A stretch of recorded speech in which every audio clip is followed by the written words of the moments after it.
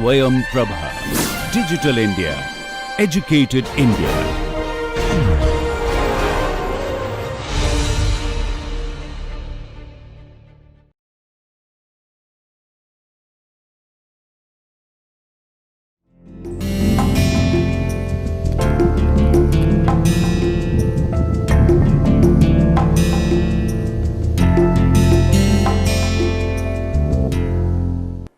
In the last lecture, I was emphasizing the endemic problem of subjectivity, mental subjectivity, especially the subjectivity of phenomenal consciousness or that of qualia. Qualia appears to be the intractable problem for any theory of mind that has been an attempt at solving the traditional mind-body problem. The theoretical turn that has taken after Cartesian dualism in view of the intractable problem of causal interactionism between mind and body, that turn has been more and more in the objective direction, in the direction of methodologically objective approach. And one thing we have noticed in this journey of discussion so far is that immaterialism is almost given up as having any place in the basic ontology, in the metaphysical picture of reality. And the almost apparently almost full rejection of immaterialism has compelled a kind of third-person approach, theoretical approach, whether in purely physicalist terms of identity theory or in functionalist terms, either causal functional terms or in terms of computational functionalism. It is the third-person approach. That is to say, there is a sort of naturalization of mental reality, so that gradually the historically recognized mystery of mentality and consciousness is going to be resolved in a broadly physical and functionalist account of mental states. In the last lecture, we had a fairly detailed discussion of various problems that this objectivist methodological approach has, especially in trying to tackle the problem of subjectivity and the fact that mental states have a subjective nature, especially phenomenal consciousness has a subjective nature, is something that cannot be ignored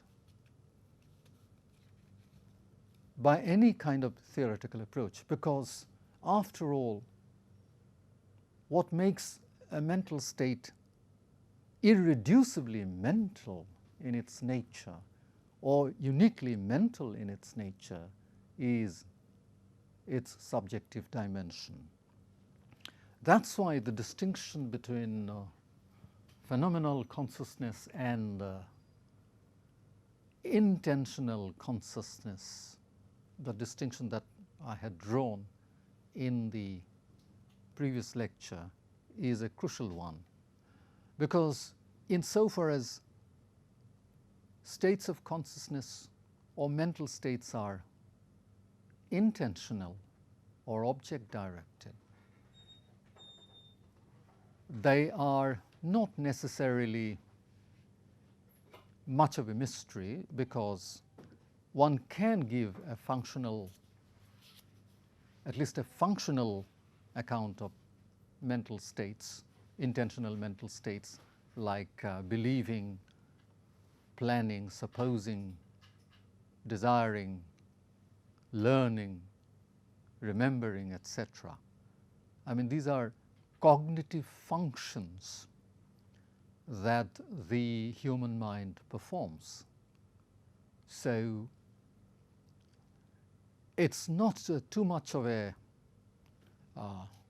theoretical complexity to consider them as instances of a functional system. I mean, mind as a functional system having various functional states or processes, cognitive functional states or processes. On the other hand, when we directed our attention towards phenomenal mental states or mental states of phenomenal consciousness, then we noticed that the nature of consciousness in its phenomenal incarnation is quite different, quite unique. And the uniqueness is such that a purely functional explanatory attempt fails, and we noticed how it fails in the case of our critique of functionalism about mental states like bodily sensations, such as pain, or even about other mental states such as perceptual experiential states with their specific qualia, how these qualitative dimensions of states that have their specific fields in addition to their specific functional rules remain uncaptured by the theories in question.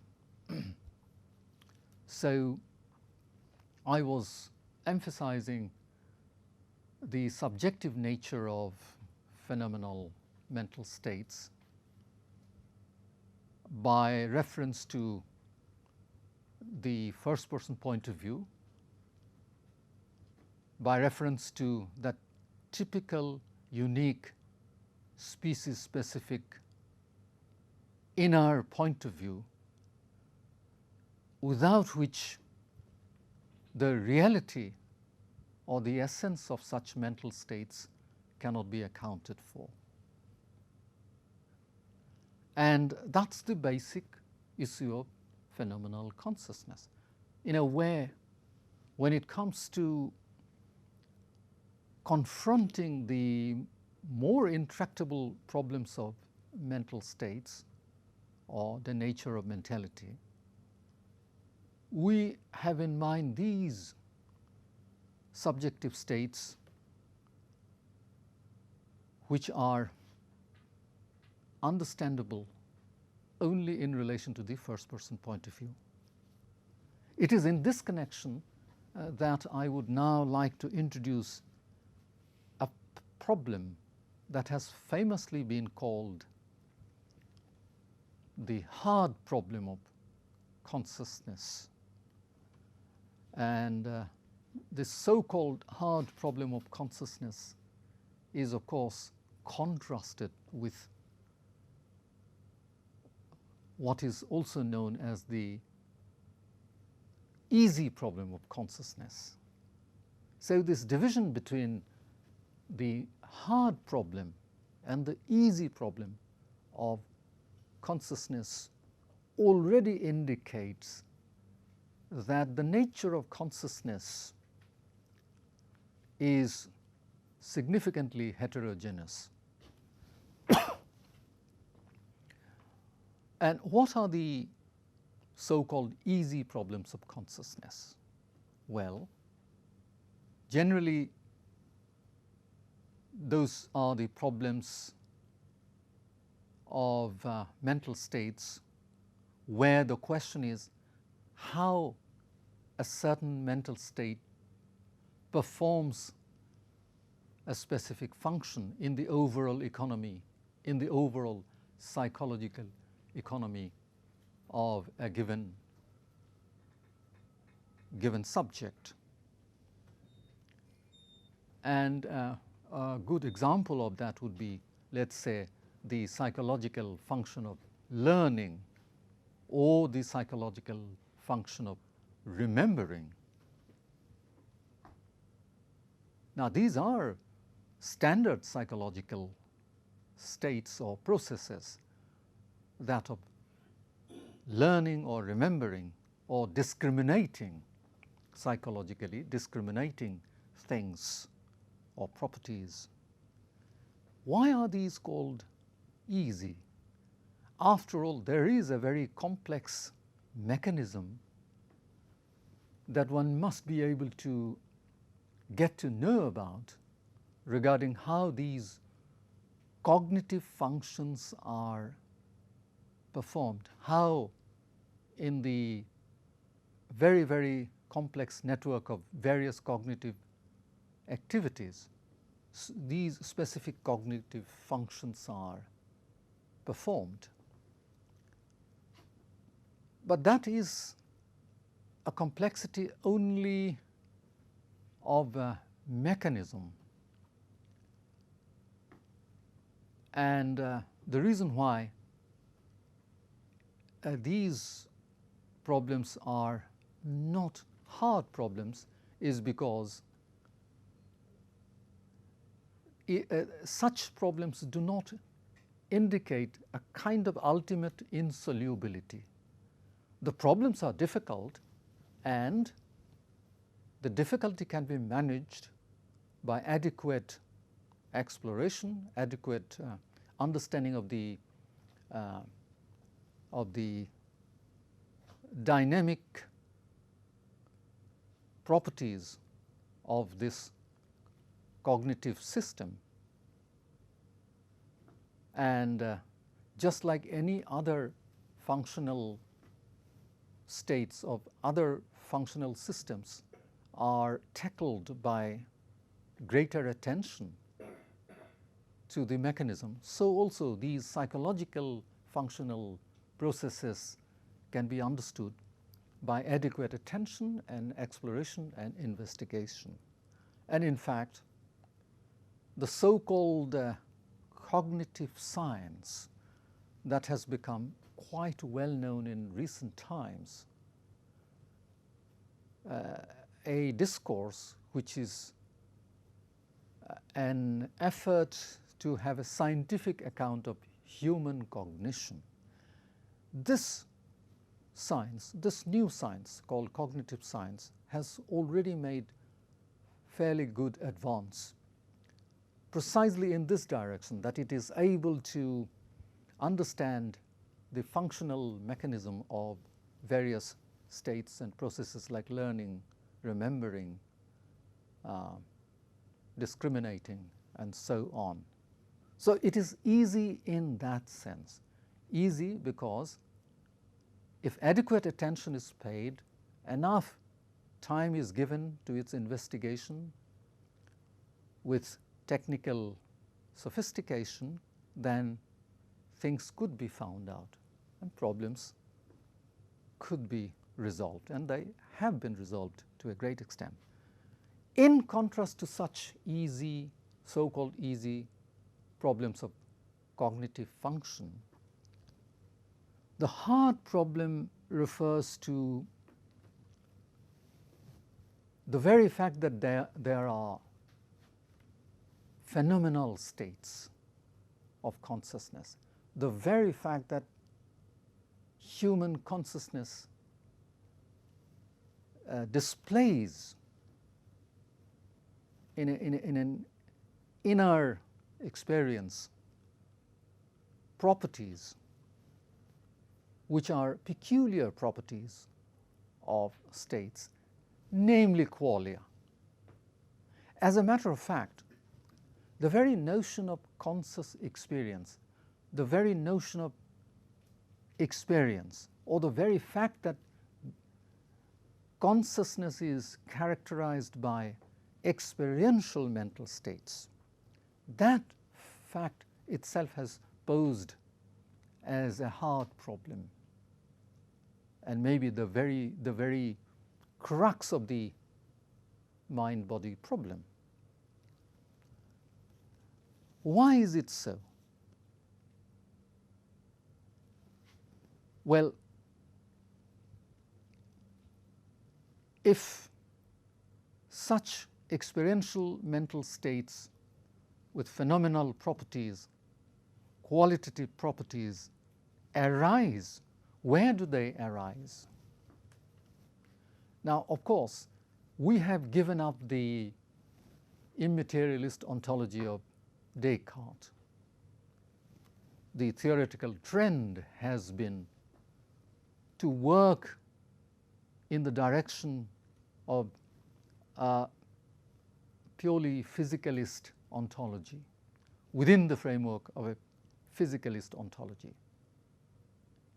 Non-physical or immaterial ontology is almost bracketed out as being unprofitable when it comes to theorizing about the mind-body relation. So if we have to place the occurrence of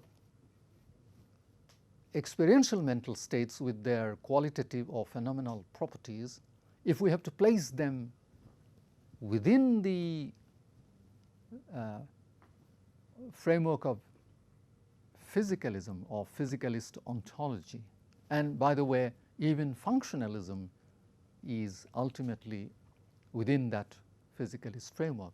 So if we have to do that, then of course we have to say that they occur in a particular physical or basis. That is, they are occurrences, somehow occurrences in the brain. And the brain, of course, is a physical system. And the very complex neurophysiological constitution of the brain is all that there is as the locus of these experiential states. In the last lecture, when we were discussing the knowledge argument, we had come across the point that physicalism would seem to be a false theory, at least it would not seem to be quite the right kind of theory when it comes to accounting for phenomenal mental reality. Because there we had found that the Mary example of that thought experiment, Mary, upon being released from that black and white environment, had the first encounter with colored objects, and then she had gained a new kind of knowledge, which is first-person knowledge, knowledge by acquaintance, as it were. First person, from the first acquaintance through the first person point of view, and that is knowledge of a subjective fact, a first person fact, a fact about the very nature of this phenomenal experience, color experience. So even if we take the physical brain to be the ultimate basis, the supervening, this, the underlying substratum in which these phenomenal states or states with phenomenal properties occur, there is something that would still disturb us, because there is something that cries out for accountability. That is to say, these two things, namely the physical brain on the one hand, with its distinct neurophysiological properties, which are all identified in terms of objective methodology of science, that objective story, neurophysiological story of the properties of the brain is quite one thing of a particular nature. On the other hand, what occurs in that neurophysiological or physical substratum, namely various mental states with phenomenal properties, like the experience of color, the raw feel of various color experience, or the raw feel of various taste experience, smell experience, and similar feels of pleasure and pain, and so on. All these are phenomenal mental states, qualitative mental states, occurring somehow in the brain. And the set of properties that are true of these phenomenal states, the set of phenomenal or qualitative properties, that set is so very different from the other set, properties of the other set, namely the neurophysiological properties, the objective neurophysiological properties, that there seems to be a very wide gap between the two sets, namely the set of purely objective properties, which can be measured, which can be quantitatively conceptualized, and on the other hand, the set of phenomenal properties which are purely subjective, accessible only from the first person point of view. That gap, it's a yawning gap, it's a very disturbing gap, because it's the gap between the objective and the subjective. Whether we like it or not, the gap is very apparent, or rather this duality of the objective and the subjective is very apparent.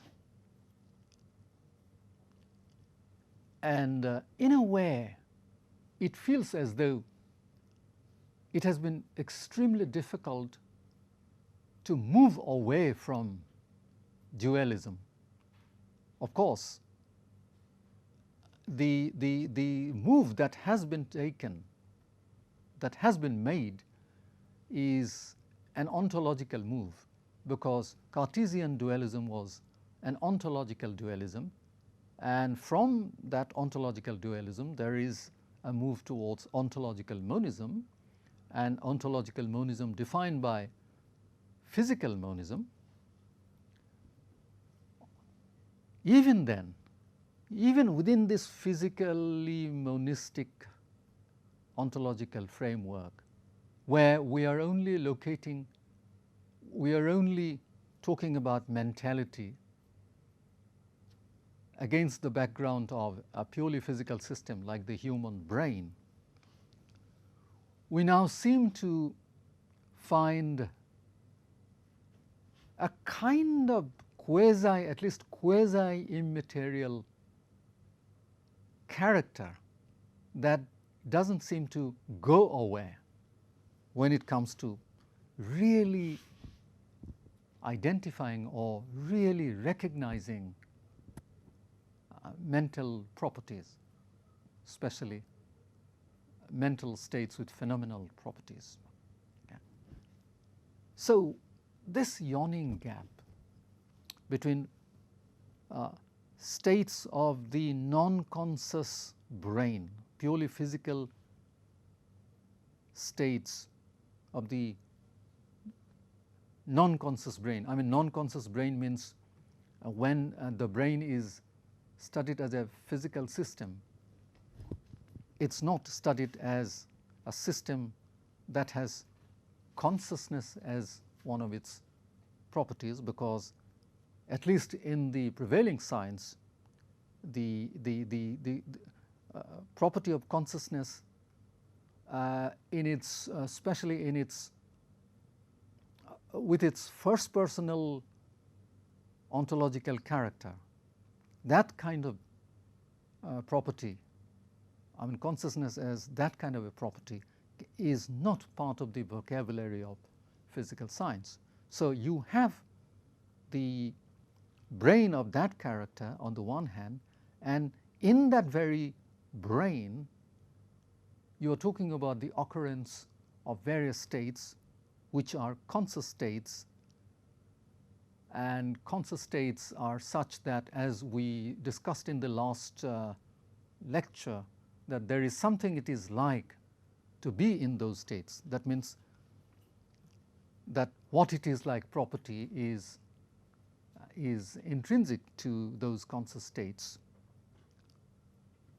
So the problem now is that something with subjective what it is like property, namely experiential mental states, qualitative mental states, these occur in a basis, namely the brain, regarding which there is no such characterization from the neurophysiological scientific point of view. That means no characterization of brain states as having what it is like property, no subjective characterization of the brain.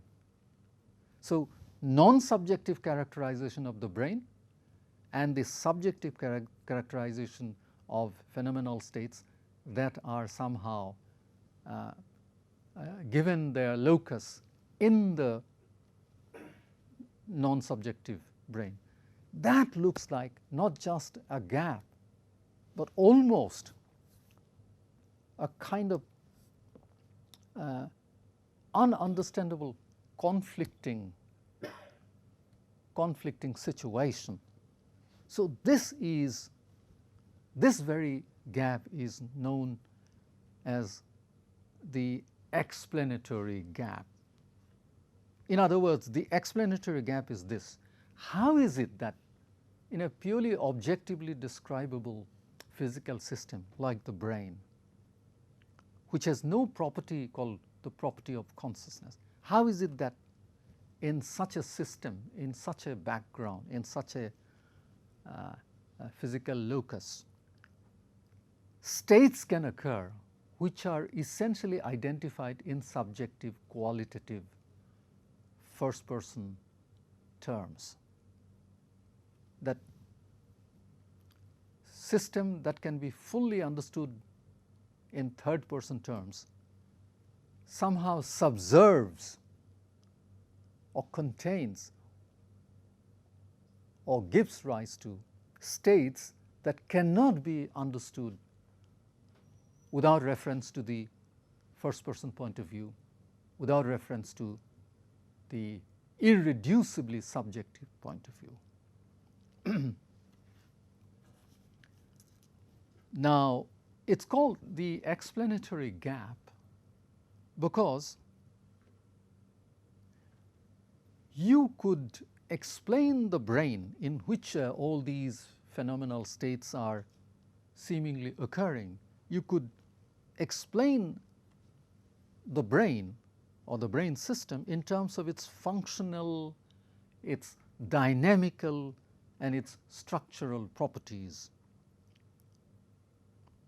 In fact, that's how a scientific investigation into a physical phenomenon, complex physical phenomenon, is conducted, that you study the dynamical, functional, dynamical and structural properties of a given system.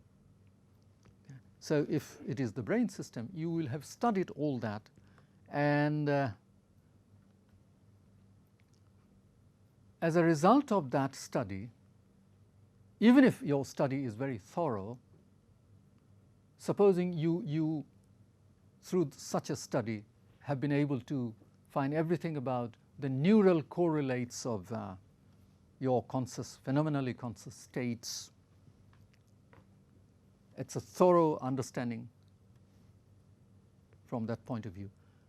One further question still remains, and that further question is, why is it that when the system has such functional, dynamical, and structural properties, when the system functions in this particular complex way, why is it that it gives rise to phenomenal experience? Why is it that it gives rise to experience at all? I mean, it's quite conceivable that in a possible world, the same system with its functional, dynamical, and structural properties is found, but then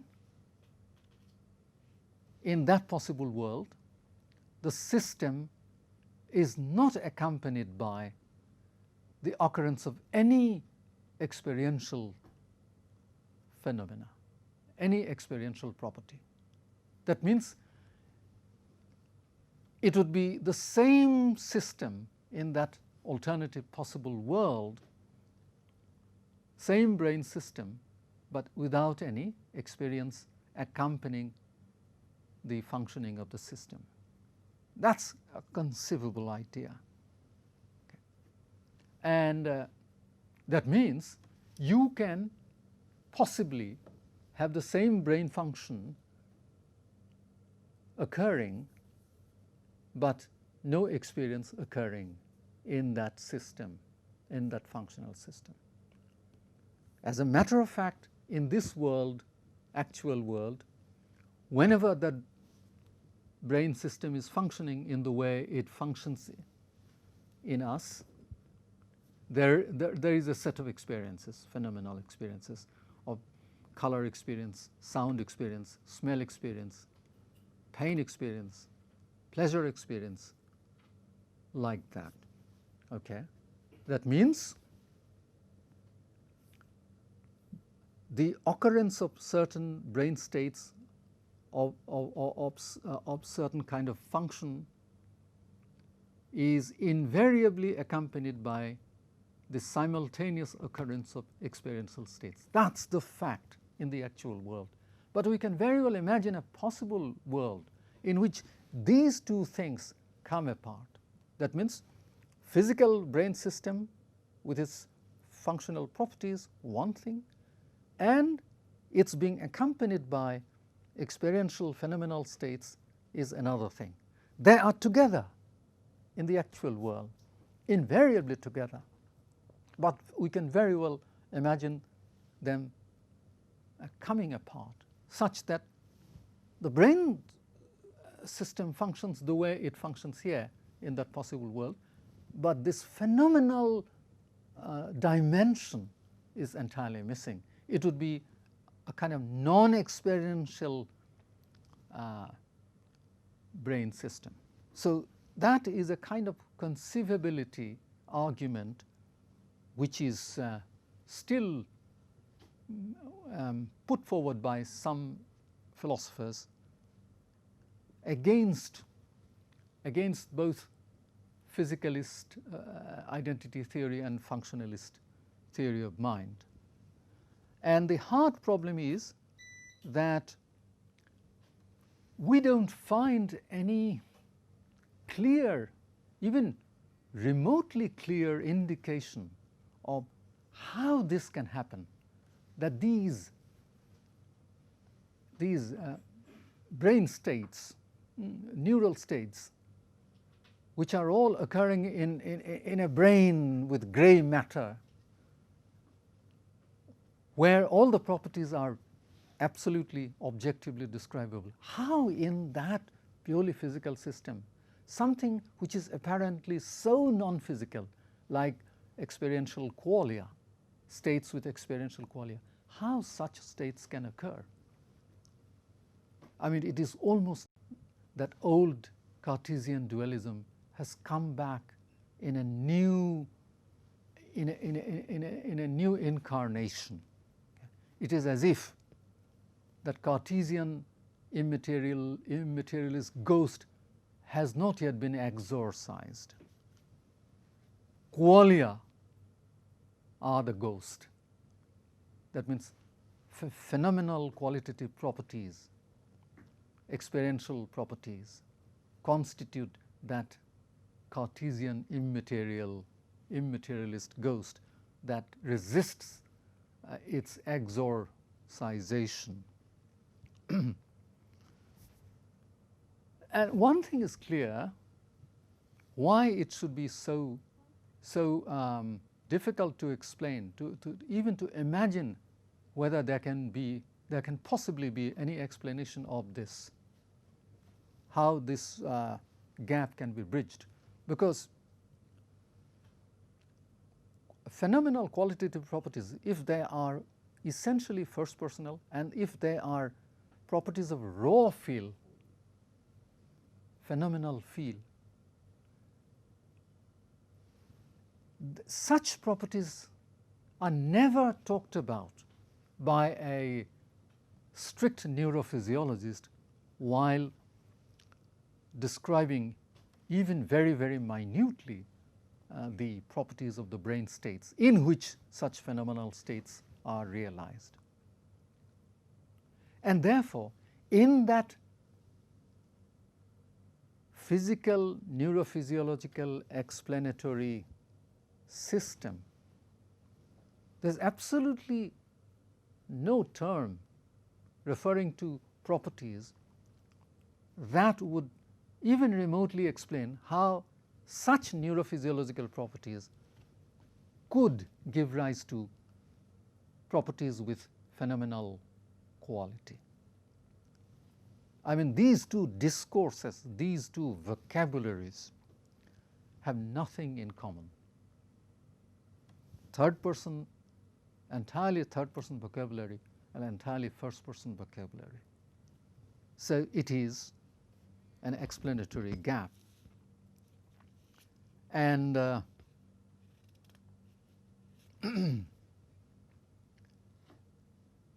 and in fact, the difficulty is in integrating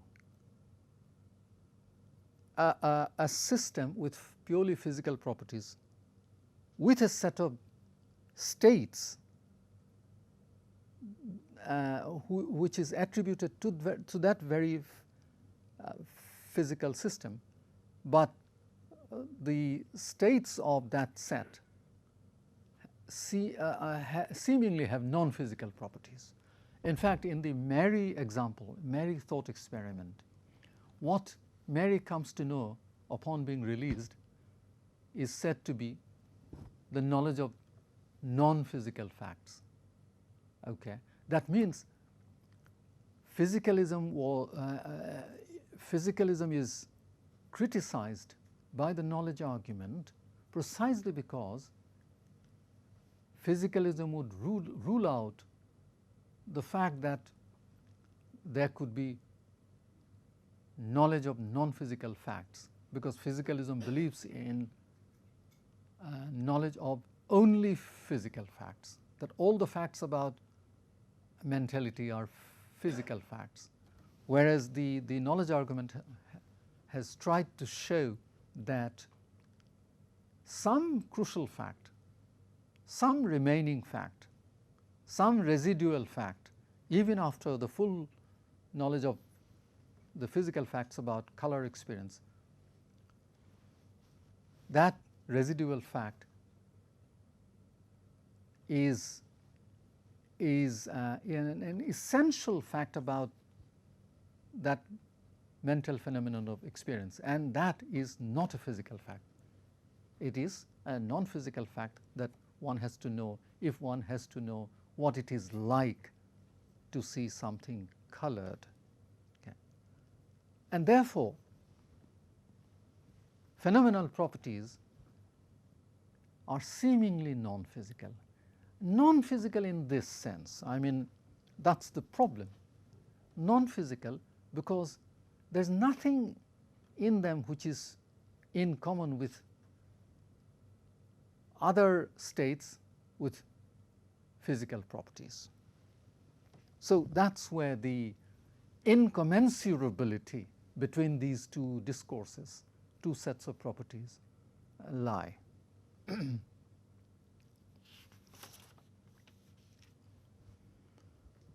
Now, about this explanatory gap, about this hard problem, long time ago, well, not very long, but much earlier in the 20th century, there was William James, that famous psychologist and philosopher, William James, who was very aware of this gap, who was very aware of the problem of consciousness, how in purely physiological or physical terms you can account for consciousness and its unique properties. And there is a remark that was made by one of a British biologist called T.H. Huxley. And Huxley said, Huxley was a biologist, and that's why it is important what he said from within the boundary of science. He said, how is it that something like consciousness, you're being conscious of the world, perceptually conscious of the world as differently colored, or you're hearing sounds in the world in different ways, or you're smelling the world, smelling the objects in the world in different ways. All these feelings, how such consciousness can arise from certain brain states, and obviously they arise when certain brain states occur. But how they can arise, these states of consciousness can arise from purely brain states, purely physical states, is as inexplicable as, say, what is that? The Aladdin's lamp, when you rub the mouth of the lamp, the jinn arises from inside it, which of course is supposed to be some kind of a magic or some kind of mythology. And of course, if one were to explain it scientifically, how the jinn arises when you rub the lamp, Aladdin's lamp, by your hand, how difficult it would be to provide an explanation of that. So the attempted explanation of the arising of consciousness out of brain activity, neural activity, is as mysterious, as difficult to understand as the Aladdin case. And that indicates the gravity of the problem. That indicates the gravity of the explanatory gap or the hard problem of consciousness. So, if it looks so intractable, and yet we cannot go back to Cartesian dualism precisely because we have lessons from the case of mind-body causal interactionism, then what's the alternative? There is one alternative, but that's not really a solution. Nonetheless, it's an alternative worth discussing, which is known as property dualism. That is to say, there is substance dualism, which is the case of Descartes, and dualism of substance is much too a heavy price to pay philosophically. Therefore, what you do is give up the immaterialist side and just concentrate on physical ontology, that all reality is physical reality. And then within this overall physical reality, you draw a distinction between one kind of physical reality and another kind of physical reality. Let's say A kind and B kind. A kind of physical reality is the typical physical reality where all the properties are physical properties straightforwardly found in the vocabulary of physical science: mass, velocity, spin, etc. Okay.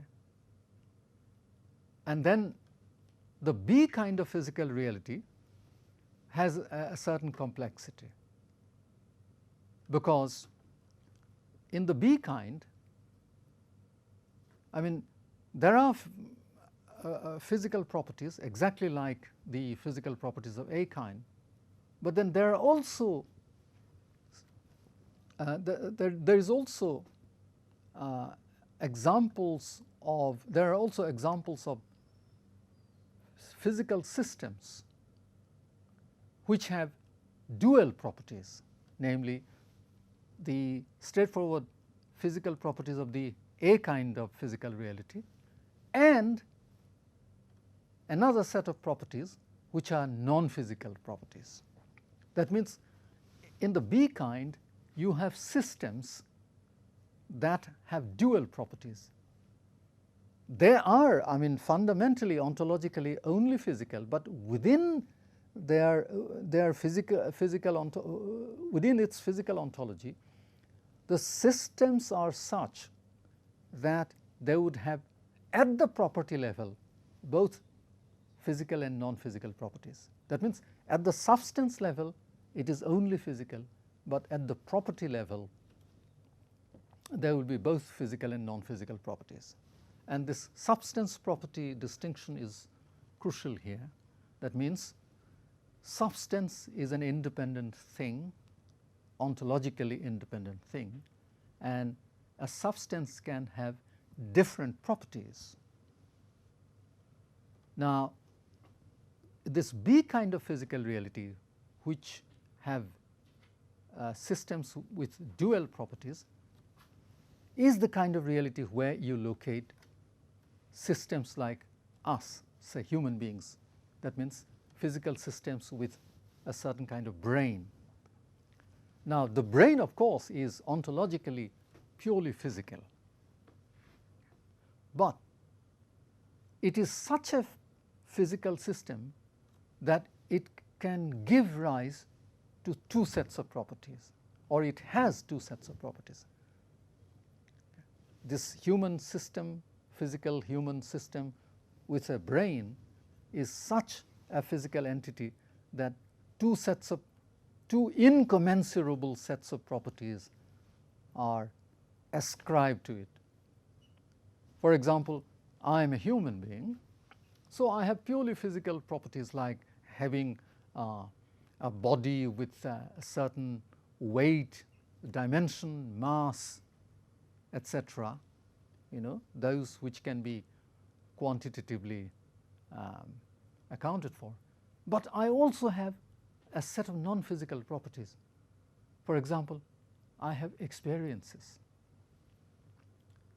I have various experiences which have phenomenal properties, and these phenomenal qualitative properties are non-physical because they are not reducible to physical properties. They are not reducible even to neural properties,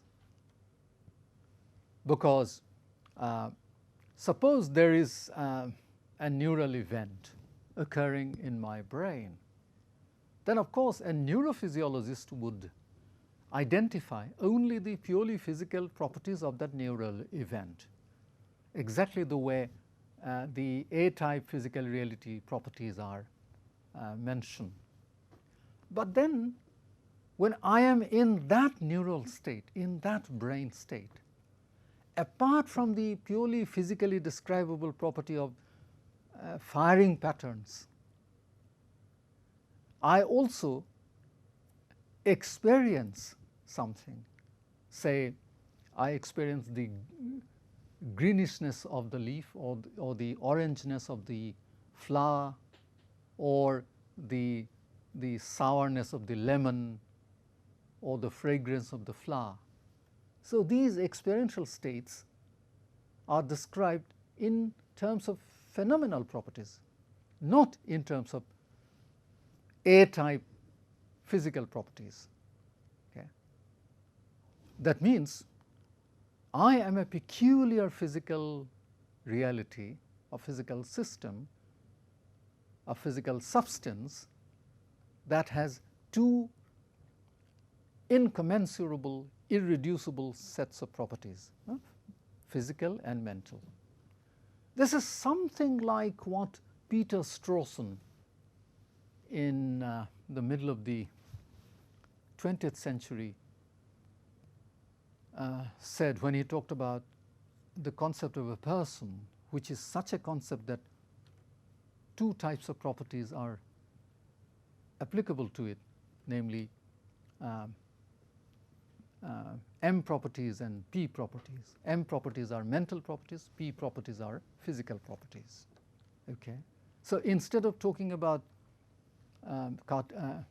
the human being as a combination of two distinct, ontologically distinct substances, Strawson is adopting a monistic ontological framework, talking about the person as one entity, okay, but having two totally different set of properties, M properties and P properties. Now, property dualism is doing a similar thing, granting that in reality there are only physical entities. So human beings are purely physical, but then the human being has one peculiarity among other such creatures, which is that it has a brain, and the brain gives rise to certain states, or certain states occur in the brain, such that when such states occur in the brain, then in addition to those brain states having purely physical properties, they also give rise to phenomenal properties, namely experiences. Okay. Supposing one were to go for this sort of an alternative known as property dualism. It is also known as non-reductive physicalism because it is physicalism, ontologically speaking, but it's not reductive physicalism in the way, for example, the identity theory is a reductive physicalist theory, because in the case of the identity theory, anything mental was reduced to the neural or the physical. Here, mental properties alongside physical properties, both attributed to one and the same human system, these two sets of properties are preserved in their independence, particularly the mental properties such as experiential phenomenal states that are attributed to me. These mental properties are irreducibly mental, even though they emerge from the physical brain state. These emergent mental states are not reducible to properties of the brain. So this irreducibility makes the entire physicalist theory non-reductive. And one can see the methodological advantage of such a move. And the advantage is this. On the one hand, you do not want to commit the same mistake that Descartes had committed by introducing two distinct substances, one of them being immaterial mind. You do not want to repeat that mistake, historical blunder, if you like. But on the other hand, you do not want to be so very narrow as identity physicalism, which had reduced the mental to the physical and thereby which had almost eliminated the mental from reality altogether. So you don't want to be that narrow. Instead, you want to preserve the autonomy of the mental by granting at least the autonomy of mental reality at the property level, not at the substance level. So methodologically, it is a fairly clever move. But as I'm going to close this lecture now, I should close it just by saying something that can be discussed in a subsequent lecture, that the explanatory gap would still exist, because you would still question, how is it that physical system, brain, with purely physical purely physical properties, can give rise to something which is apparently non-physical, first-personal, and all that.